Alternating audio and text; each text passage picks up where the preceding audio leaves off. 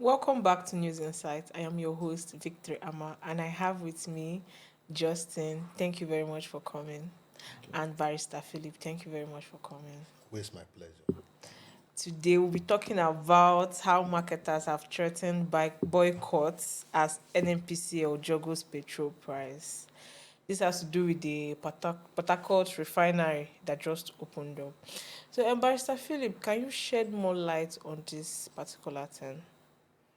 Thank you very much, Vicky.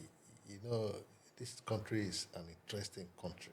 Very interesting. Yeah, because we've been expecting the Port Harcourt Refinery, the Warri Refinery, and the Kaduna Refinery for only God knows when. And now that the Port Harcourt Refinery has managed, in fact, this is still audio coming up because we've not seen anything from the Port Harcourt Refinery. It's audio. We only heard that, oh, they've come on stream, they are producing and all of that. Before we say Jack Robinson, they are saying that, oh, they are going to sell XYZ amount of money. And the marketer is saying, this is a government-owned company. The major problem in this country is the petroleum product, how we can move from one place to another without petrol. And we've been importing, and Dangote managed to establish his own, and he has just crashed his price last week. Now that you come on stream, we have not seen the product in the market. The next thing we heard that, oh, you are juggling your prices. It's so disheartening. This is unbecoming of a government who do not think of his people one bit. I don't know whether those in government think the country is their property, is their private business, where they can only make profit for themselves and not for the people. Yes. It's a very, pathetic situation. But we do hope that what we were hearing, because there's no evidence to establish that, oh, they are juggling their prices, it is not true. Yes. And they've also denied that they have not even fixed any price. So let's, take their word with a pinch of salt. We don't believe it, we believe it, that, okay, they haven't. But if it is true, then the marketer should go all out to boycott their product. Let's just be buying the one we used to buy. They can keep their product for themselves if they are coming to kill us with it. So that's my take. Justin, yes. So you said they said something when they were replying, when NNPCL, when the spokesperson for NNPCL was replying, he said something, said that they've not fixed the price yet. That even though they said at first that the price was at 1,045 naira, which is higher than what Dangote is selling for, and higher than what imported higher than the imported PMS. So he said that even if that when the refinery starts working at full capacity, that they will look at bringing down the price downward. So when he says this, what does he mean by this? Thank you very much, Vicky. Well, I'm not surprised because I never expected anything different from what is playing out now. The government will have is full of deception. That is the truth. Now, if the spokesperson of the NNPC Limited is saying they have not fixed the price, then they are from what he said, they are operating at 70% installed capacity. Yes. And the price has not been fixed. Now my question is, the same person told us that they are only supplying to NNPC outlets. Yeah, that's true. Now, at what rate are they supplying to them? And at what rate are the NNPC outlets going to sell to the masses? I had that same question. So does it make sense? For me, that is the height of deception. Yes. Who is deceiving who? Who should we believe, or what should we believe? So for me, it still smacks of deception. Yes. That is the truth of it. And yes, I queue behind the independent marketers. They are businessmen, for crying out loud, like every one of us. I cannot see a product that is more expensive and I go for it. Yes. When I have alternative, which is cheaper and of better quality, or at least of the same quality, it doesn't make any economic sense. And yes, they even went further to say that even by the time they look at the cost of importing and that of NNPC and Dangote, if the local prices, that's NNPC and Dangote, is going to eat into their expected profit, they will jettison this too and begin to and continue with their importation. Yes. And of course, that is business. They are in business to make money. So if the state-owned company or the state-owned facility cannot give this product at a cheaper price like we used to have in time past, then I wonder what the government wants us to do or how they want the masses to survive. Indirectly, they want to recoup the minimum wage they just increased. For me, that is the way I see it personally. Thank you. Barrister Philip, we want to piggyback on what Justin said. He said they want to improve, they want to recoup, sorry. What the minimum wage they want to give by the right hand and collect from the left hand side. So that nothing will come out from their own pocket. Yes. It will remain the same. So how is it possible that what you're importing is cheaper than what is local? Because the thing is giving me concern. I don't understand how petroleum that they are importing from outside can be cheaper than what is being made locally. Thank you very much. I also share that pains with you. At some point, and I had to discuss it with my friend in Carrefour, I think 2 days ago, because what you don't know is bigger than you. He was able to throw light on it to me, and it makes some sense to me.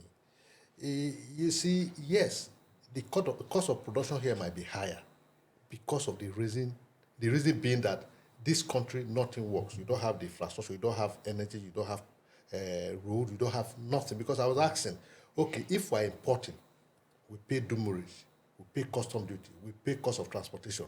Do we spend those kind of money with local product just like we don't? Asking? We are wondering. He said, no, but how come our cost of production is higher? He said, my friend, let me tell you, all the facilities is in place. That's what we've kept saying, that this government should provide enabling environment for business to thrive, for investors to invest. Imagine you are traveling from here to Benin City, for instance. Benin City to here is less than 300 kilometers. Then you spend the whole day. That whole day is wasted. You remember that time is money. Of course. So that whole day is wasted. You cannot do anything. Imagine you are transporting a product from Benin to Abuja, and it's going to spend 3 days or 4 days on the road. The cost of feeding the driver, the motorbike, and all of that, the wear and tear of the car, all will be built into that product. And then who bear the brunt? The masses. So it is very pathetic that even the few things we produce here, they are more expensive than the one we imported. The reason is not far-fetched because there are no policies. I've said it before, that we need strong institution that works. Until we do that, we can't move anywhere. It doesn't make sense to anybody that a local product is more expensive than a foreign product. It doesn't make sense. It doesn't sound right. But this is where we are. Yes. I think the question is, how do we get out of it? Yes. The only way we get out of it is for us to vote the right people into offices, so that they can do the right thing. And once the right thing is being done, this will change drastically on their own. You don't need miracle. It is human. It is we that will do it ourselves. Until we stop putting the wrong people in office, we'll continue to suffer what we're suffering. That's very true. Justin, based on what Barrister Philip said, he said that there needs to be policies put in place. What kind of policies do you think can help us when it comes to pricing? I especially on this, what we're talking about, petroleum. But when it comes to pricing, what policies can be put in place to help us so that the imported products will not be cheaper than locally made products? Thank you very much, Vicky. You see, for me, I don't believe that it is, we have the issue of policies. We have policies in place. It's just the dishonesty of those in power. We have the policies are there, but they have different policies for different people. Until the government is sincere to do what is right. We've been talking about the rehabilitation of these 4 refineries in fact, before I was born. What has come of them? Monies have been voted. Nobody is being held accountable. Even GMD of NNPC does not even know what is happening in the organization he's heading. So for me, I don't believe it's the issue of policy. It's the issue of sincerity. It's the issue of sincerity. Nothing short of that. We are busy building white elephant projects, leaving the necessary to suffer. Everything in Nigeria, when it comes to economics, is hinged on petroleum products. The small barber who has a corner shop needs power to sustain his business. The woman, the petty trader who sells or hawks soft drinks and water by the roadside needs electricity because she needs freeze the drinks. Blocks or to freeze the. So what are we not talking about here? In fact, it is more than 20 years ago, the government should have declared state of emergency in the energy sector. And if we cannot have something that we have in abundance in this country, easily and accessible at a very moderate price, then something is wrong with us and those that are leading us. And having to import the fuel, we even we don't even have any need to import in the first place. Yeah, we don't. We don't have any need because importing petroleum takes serious toll on forex. And that is the major problem we're having. So until we begin, what stops government from licensing individuals to have modular refineries? State government to have, must the federal government be in charge of the refining and selling of these petroleum products? There are people who can afford to have a modular refinery, maybe to refine AGO, maybe to refine a DPK or PMS. They should throw this market open and let there be serious competition. That's true. That's the only thing that can bring sanity. If we expect miracles, why government is in control and in charge of this, we can't have it. Because we don't have a sincere government that has the interest of the people at heart.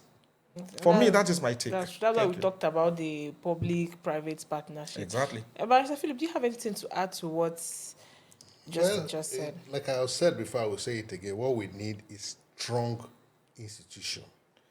When he was saying, he said, oh, they are policy, but the people are not sincere because the institutions are not working. The institutions are not working until our institutions started working. We won't go anywhere. You know, when we meet the institutions, we meet the judiciary, the police, the custom, what have you, they should be able to enforce the law. Yeah, but when the people are not sincere, how do you expect the institution to work? That's the strong it's the people that will make it. The people that are going to head those institutions, that must be people who will stand on the law, not on their heart, on the law. What does the law say? The law should prevail. The law should be enforced. Like he said, one policy for one people, one policy for the policy should be for one and for everybody.